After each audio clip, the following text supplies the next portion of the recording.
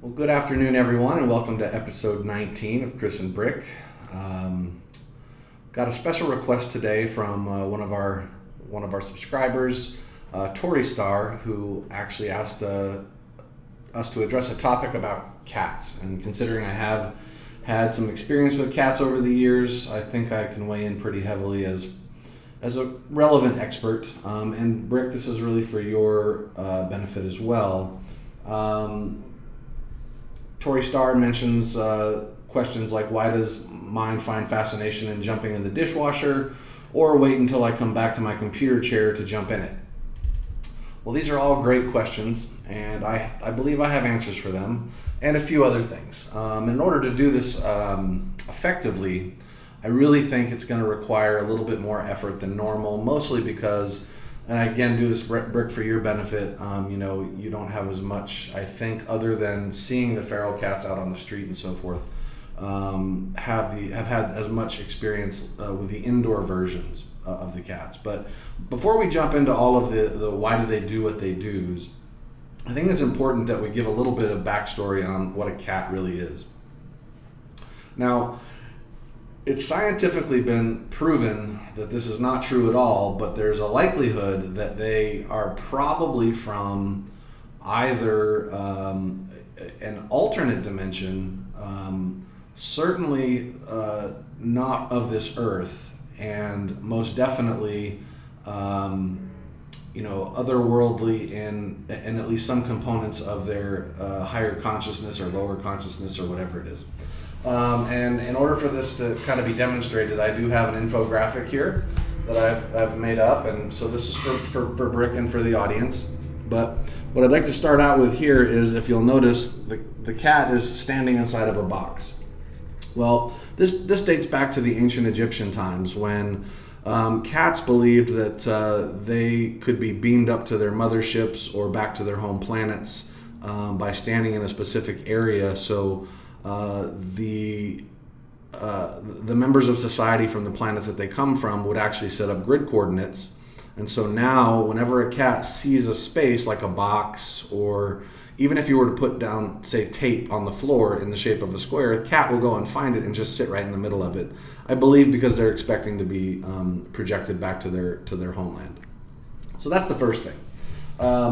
The next thing that came up was the concept of, why does my cat always seem to want to sit in my chair or lay across my computer, just because I step away for a minute? Well, I only have a small infographic of a computer here, but it's only to illustrate. But it's only to illustrate that this little sucker does this primarily for a few reasons. One, it's an assertion of dominance to let you know that you work for them, so they're really not interested in whether you're productive or not, more so that you just acknowledge that they are the powerful alpha creature in the house. Now, I've also identified a number of other items that I believe people find annoying, but there is a specific purpose and control mechanism that cats exhibit, and there's a design. I believe there's a grand design around why this happens. So I'll start off with, for example, we'll go back to the infographic here. I don't know if you can see this clearly, Brick, but these little things right here, these are their feet. I call them biscuit makers.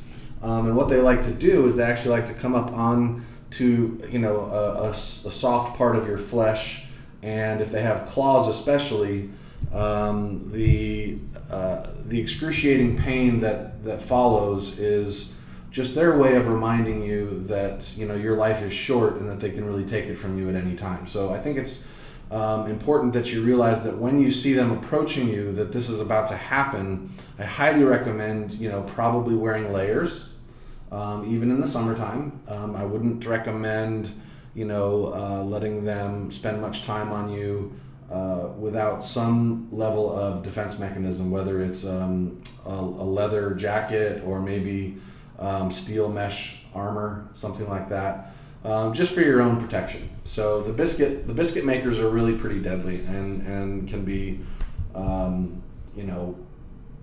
just painful. I mean, just straight out painful. Another thing that I think you should be aware of are the beady eyes, the beady staring eyes. And they're usually looking at ghosts or some other, ethereal creature that doesn't really exist. And I think the purpose of this is to remind us that they are an advanced race, or they think they're an advanced race, or they were at one time an advanced race. Certainly they were treated as one, and they feel that they can maintain some of that mystery by staring at things that aren't there. Now, the fact that they have the patience to do it for the length of time that they do is beyond me, because I would probably want to bang my head into a wall, which actually leads me to another concept that they do, which is they like to do headbutting. And most people are told that headbutting is a sign of affection, and that it is a way for them to sort of mark their territory. It's like they're rubbing their scent on you or what have you. But don't be fooled. This is a little bit more tricky than that. The headbutt is really another dominance establishing mechanism that they utilize in order to remind you that you're kind of a pathetic life form, and that if they chose to, they would just smash your head into a little bitty pieces if they wanted to. But don't be fooled again by the headbutt. The headbutt is it entices you in. It brings you into their fold. It makes you feel welcome for a moment, but then it can turn ugly if you're not careful. Next, and I think this one's relatively important because this happens quite a bit. So they also have, and I've circled it here, I don't know if you can see it, but they have super loud vocal cords. And these vocal cords are really so that they can project a few things. One, that they need to be heard. I don't know if it comes from an operatic background where they used to actually sing to one another, songs of their people, and just another form of common communication amongst them. But I think it's evolved these days into really a mechanism for reminding you that this is their domain, and that if you can hear them, then that means that they own the space all the way out to as far as you can hear.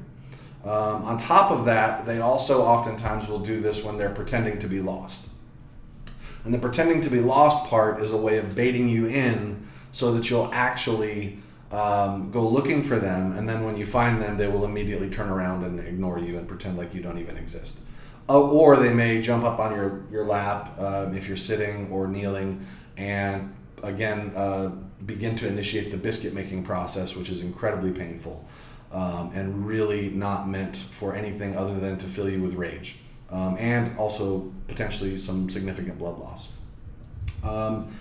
Lastly, I think I'll touch on one other thing, which is the litter box scenario, which is where, when you have a cat, you get them a litter box, and typically you fill it with a litter that either is clumping or whatever they prefer. But most of the time, they find the best way possible to spew the litter around the outside edges of the box as much as humanly possible.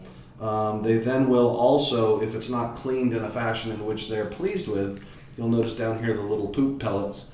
That's their way of saying, listen, if this isn't pristine, then neither will this be. So they're going to make your floor look like a toilet bowl. So it's really another establishment of dominance that tells you that they don't care about you, that you should only care about them, and that they do actually view themselves as superior creatures. Now, the one thing I did not address, Tori Starr, in the comment that you left was the dishwasher scenario. And that's only because my knowledge on this is limited, although I will say this. I believe that what they are trying to convey here is that they think that you're a filthy person, and that basically it doesn't matter whether you have a dishwasher or a fire hose or a box of matches and a can of gasoline, that there's really nothing strong enough to be able to clean whatever is going on in your house. So consider that, and you may want to actually throw your cat off a balcony, although remember they always land on their feet, so even if you're 30 floors up or something like that, it's not going to help, and they'll find their way back to you, and then they'll make your life even more difficult. So Brick, I hope this was helpful for you. Everyone else, I hope you got a little bit of informed understanding of the evolution of cats and their unusual behaviors, or unusual to us. But it does stem from an evolution over time of just really not giving a shit about anything but themselves, and also making sure that that we continue to be under their watchful eye and supreme control. So whatever you think you know about your cat, if you feel like they love you, they don't. If you feel like they want you to be a part of their clan, they don't. They see you as a slave. They see you as a housekeeper. They see you as an object that they can do with as they please. And so I really think, if you're okay with that, then you just sort of have to accept it and continue on with your chores as usual. Just know that they're always judging, and that's that look on their face. It's not that they're tired. It's not that they're sleepy. It's not that they're gazing at you with affection. It's because they just are pretty much disgusted with you and wish you would be able to do all the things that they want, but without them ever actually having to look at you. So I hope this answers your questions about cats. I can certainly dig deeper into other areas, but these were the top sort of areas that sort of stood out to me. And if anybody wants a copy of the infographic, I can always actually scan it in and have it sent to you, so that you can have a copy to maybe put on your refrigerator to share with family members that may be coming into the house, especially small children. And this way you'll be able to show them some of the key things to look out for, to sort of defend themselves from the tyranny of your cat. So thank you all for your time and attention. Don't forget to subscribe. Press the little like button if you don't mind, please. And if you also don't mind, share it with your friends and family. I think this is good information that everybody can learn from. Have a good day.